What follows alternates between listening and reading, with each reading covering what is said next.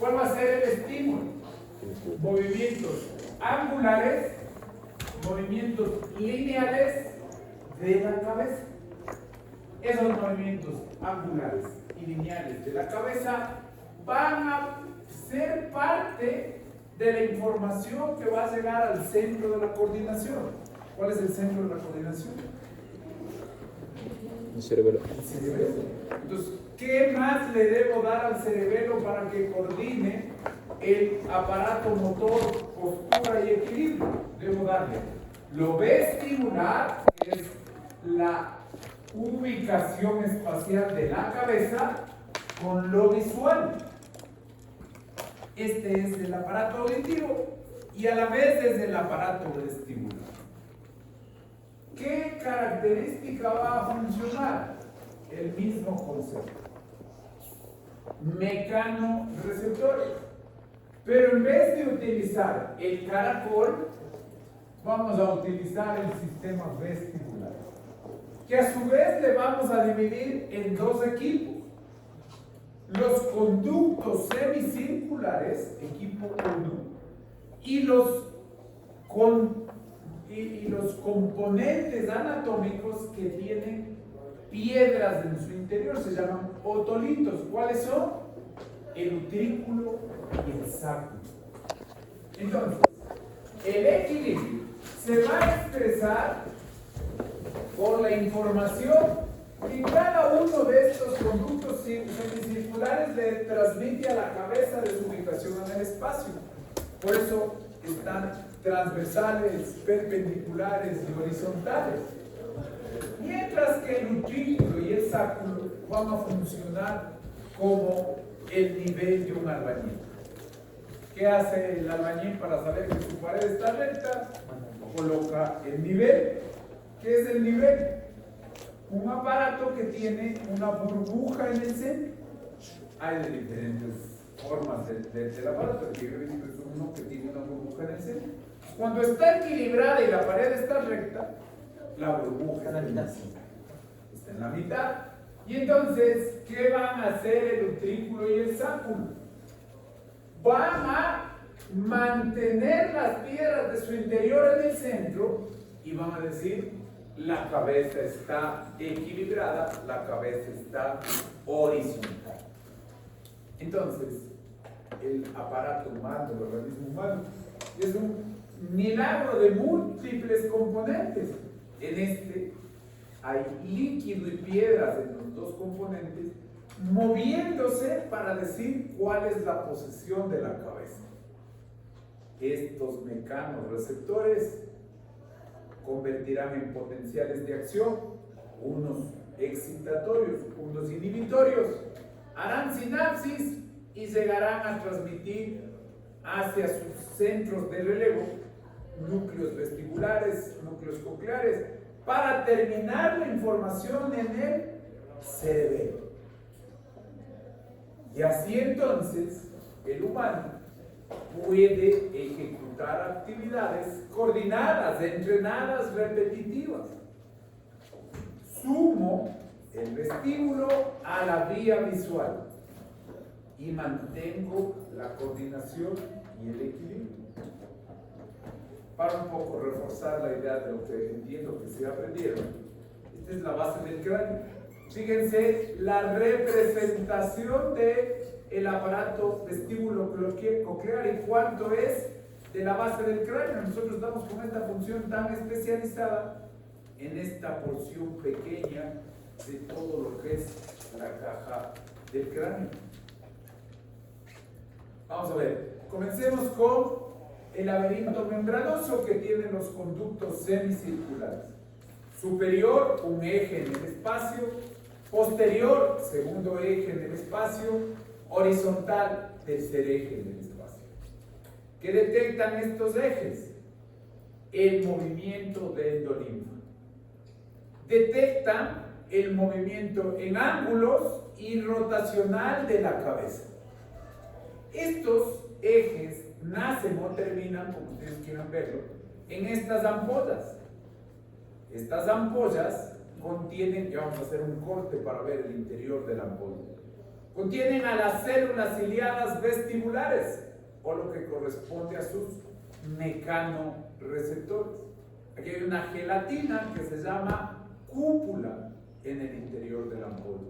Vean la vecindad, ¿cómo se llamaba este hueso de aquí? El estribo. Que termina en la ventana. La ventana oval. Y aquí se hace el axón de los impulsos nerviosos.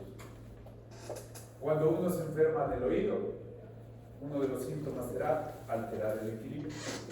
Cuando uno se enferma del equilibrio, uno de los síntomas será alterar la audición.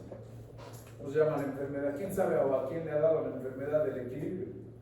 Vértigo. Vértigo. El vértigo generalmente es fisiológico. El vértigo se llama falsa sensación de movimiento y nos puede dar por vehículos en movimiento, como por ejemplo cuando yo me trepo en un barco, que detectan el concepto del equipo adicional. El primer equipo, los conductos semicirculares. Segundo equipo, utrículo y sáculo, las piedras que se mueven para estar horizontales o a nivel y de acuerdo a su movimiento transmitir información nerviosa. Detectan la aceleración lineal, es decir, la fuerza de gravedad. Digo que son piedras porque son cristales de calcio y mucopolisacáridos que se acuestan, descansan en el receptor mecánico, las células ciliadas vestibulares. Fíjense cómo nos pone esta analogía, como que estuvieran en una almohada. Si se mueven en la almohada, reportan estímulos de despolarización o estímulos de inhibición. Aquí está cortada la ampolla y aquí está la cúpula. Y la cúpula tiene el receptor mecánico que se subdivide en dos. Estos varios estereocilios y este único sinocilio. Aquí está la clave del estímulo nervioso. Recuerden que ¿qué es lo que estamos haciendo? Energía física transformándole en energía química. El movimiento de la cabeza mueve los cilios, el endolinfa que está en su interior. Me dice, si el estereocilio se curva hacia el sinocilio, es decir, se acerca, aumento los potenciales de acción, despolarizo el nervio vestibular. Si el estereocilio va en dirección contraria al sinocilio, hiperpolarizo el estímulo y disminuyo la frecuencia. Y otra vez, para ser didáctico, estímulo, inhibición de estímulo. Genero así movimiento, sin movimiento, y hago que los nervios le transmitan aferentemente al centro analizador, los núcleos de relevo, qué es lo que pasa con la cabeza. Aquí nos pone un ejemplo el libro.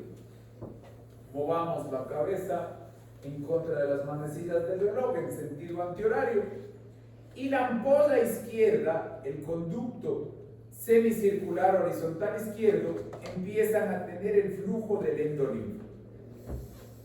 Este endolinfa modifica el estereocilio y el sinocilio, y cuando se juntan se despolariza y transmite un estímulo positivo, y cuando se separan se hiperpolariza y transmite un estímulo negativo. Entonces, ni bien yo estoy moviendo la cabeza y hay un juego y hay un cambio en los estímulos. Miren cómo es cuando esta persona en esta imagen está con la cabeza vertical. Están los otolitos, el endolinfa bañando a las estructuras, pero agacha la cabeza y se inclinan. Los otolitos cambian nivel, se inclinan los estereocilios y se transmite un impulso nervioso. Y entonces, esta es la clave de cómo lo mecánico, el inclinar la cabeza, en el axón se va a convertir en energía química. Ejemplos de los organelos con sáculos. Y aquí está, miren, nos decía que era como una almohada, ¿no? Entonces aquí están. Y se van a mover para un lado y se van a mover para el otro. Y cada uno está especializado. Jugamos. Vamos a hablar del utrículo primero y luego del sáculo. La cabeza está en vertical. La mácula del utrículo se encuentra horizontalmente y el sáculo vertical. Se contrapone. En el utrículo, la inclinación de la cabeza hacia adelante o lateral despolariza, estimula el utrículo del mismo lado. La inclinación hacia atrás, el movimiento contrario, inhibe el utrículo del mismo lado. Entonces, para adelante se estimuló, para atrás se inhibió. El sáculo es más especializado y trabaja más. Responde a todas las direcciones. Y el receptor mecánico, estas células ciliadas del estereocilio y el sinocilio, se mueve en el movimiento hacia atrás, cabeceo, y en el lateral, balanceo. ¿Y qué hago con ese movimiento?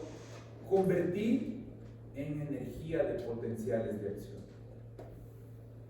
Aquí está entonces los conductos semicirculares, el utrículo y el sáculo, estableciendo la sinapsis de sus axones.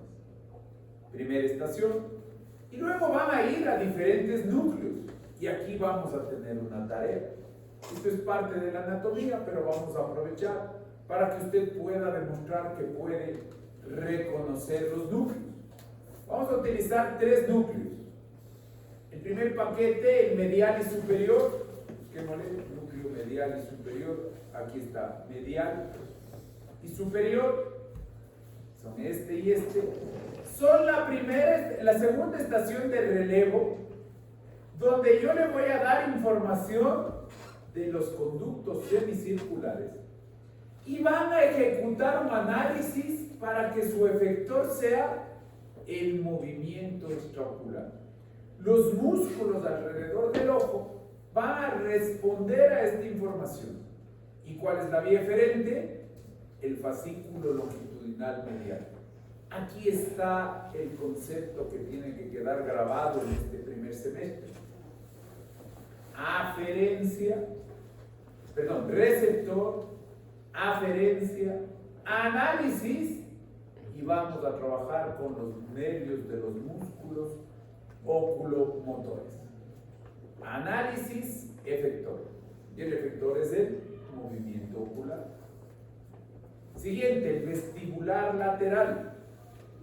Le busco aquí en el mapa, el vestibular lateral está aquí. Recibe información del utrículo. ¿Y a dónde va? A la médula, a través del efector, el tracto vestíbulo espinal lateral.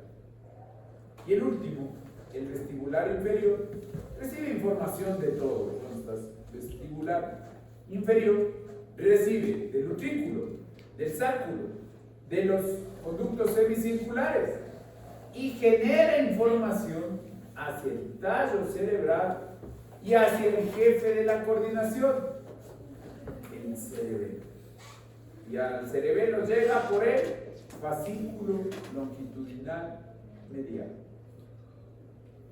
Voy a salir un ratito del objetivo de este semestre, pero puede ser útil que ustedes vean cómo lo visual se vincula a lo vestibular. Entiendo que en práctica deben estar aprendiendo a evaluar este proceso. Este es un proceso fisiológico. Se llama nistagmus. ¿Qué es el nistagmus? Un reflejo en el que, esta es la definición del nistagmus. Una vez que los ojos se aproximan al límite de su movimiento lateral, hay un movimiento ocular rápido en la misma dirección de la rotación de la cabeza. Parece como que, ustedes están viendo, ¿no? Como que los ojos saltan, como que los ojos bailan, para tratar de fijar la mirada y darle la información en un solo sitio.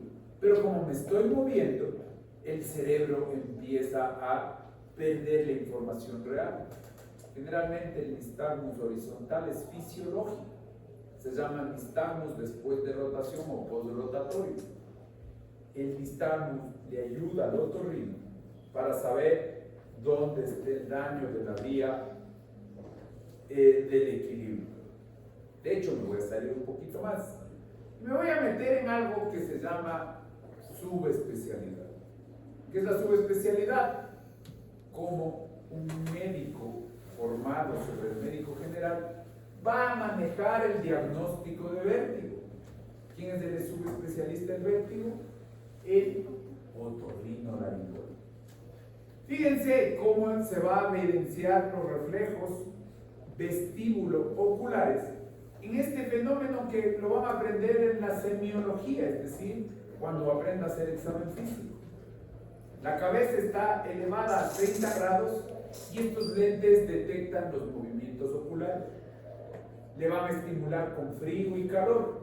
Los expertos en el vértigo son dos autores cuyos apellidos son Barani y Halpern. Ellos hicieron estos experimentos como el que estamos viendo en 1950 y 1960. Le hace girar la cabeza luego de ponerle agua caliente y luego fría. Y luego que termina detectando el lente en instante. Entonces esto es especialidad, subespecialidad, pero la subespecialidad nos permite reflejar cómo la fisiología se alteró o cómo la fisiología me ayuda a diagnosticar enfermedades. Les decía, esto es un poco complejo, pero quiero que lo visualicen como que fuera anatomía. Ok, antes de pasar al olfato, resumamos. Los conductos semicirculares, cada uno en un eje de dimensión, transmite información al cerebelo. El utrículo y el sáculo, como que fuera el nivel del albañil, le transmite información al cerebelo.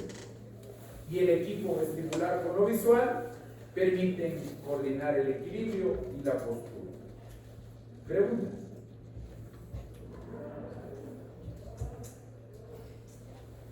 Vamos con los sentidos químicos. Dos que no están relacionados a la supervivencia humana. De hecho, los animales tienen desarrollado el olfato más que el ser humano. Este sentido químico va a capturar partículas químicas en el epitelio olfatorio. Y esas partículas químicas deben convertirse en energía eléctrica para ir por un cable, ser analizadas y ejecutar una respuesta.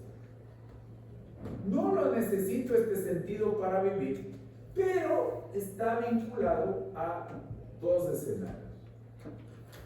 Lo profesional, personas que entrenan la vía olfatoria, por ejemplo, un catador de vinos, un chef. Y lo emocional, cuando nosotros volvemos a percibir un olor de la infancia, nos acordamos del plato que con cariño nos fabricó la abuelita, del perfume de la persona, del familiar que queríamos. Y de esas ideas es las que se nutre el neuromarketing para hacernos comprar cosas. Veamos primero el receptor. La partícula viaja, la partícula química viaja en el aire y va a entrar hacia el aparato nasal. Específicamente va a atravesar los cornetes. Los cornetes están acá. Son como laberintos que se encargan de calentar el aire. Le hacen dar vueltas por diferentes pasadizos para calentar el aire. La palabra técnica es hacer turbulencias en el flujo para que eso caliente el aire. Entra la molécula, la partícula química, y aquí está el epitelio olfatorio, en el cornete superior. Esta es la vía olfatoria. Desde el receptor vamos a terminar en el tracto olfatorio. El epitelio olfatorio, de donde van a nacer los axones del nervio olfatorio, en su parte externa y superficial está constituido por 3 equipos de células que sostienen la célula receptor olfatoria. Estos cilios van a atrapar las moléculas químicas del olor. La primera son las células de soporte, aquí están en verde. Sirven para mantener la estructura del epitelio olfatorio. La segunda es clave, lo vamos a ver en el gusto también. Se llaman células basales y tienen la capacidad de regenerarse como células madre, de convertirse en células moradas en esta imagen, receptoras olfatorias. Si yo pierdo por una infección viral mi epitelio olfatorio, la célula basal la reintegra y la vuelve a desarrollar. Entonces tengo soporte basal y la que es la puerta de entrada del estímulo, la receptora olfatoria. Esta es la de donde van a ser, expresándose como neurona aferente primaria, la primera sinapsis al bulbo olfatorio que se llama glomérulo, con un detalle específico. Atraviesa esta parte del cráneo que se llama lámina cribosa. El texto nos dice que si alguien se fractura la lámina cribosa, corta el nervio y pierde los estímulos olfatorios. El bulbo olfatorio entonces es la segunda y tercera neurona. Recuerde que el axón de la vía olfatoria es el más pequeño y es el minimizado. Y esta es una de las razones por las que tenemos el epitelio olfatorio poco desarrollado, el sentido olfatorio poco desarrollado. Convertamos en energía eléctrica de potenciales de acción. Entonces vamos a llegar a la partícula y se va a unir a 1000 estructuras, se han catalogado 1000 proteínas G para diferentes olores en sus receptores de proteínas G. Esta es la quinta proteína G del semestre. Tenemos proteína GS, GI, GQ. Aprendimos la GT de translucina y ahora vemos la G-OLF. Esta G-OLF es olfatoria. Incrementa el AMP cíclico para movilizar los iones sodio, potasio y calcio y despolarizar los cilios olfatorios, estimulando los potenciales de acción. Se dice que se tienen 1000 receptores, pero no hay 1000 olores. Hay reglas específicas para transmitir los olores y eso se resume en que es una capacidad que puede ser entrenada. Tenemos que las proteínas receptoras olfatorias, las proteínas G-OLF, pueden ser para varias sustancias, no están especializadas.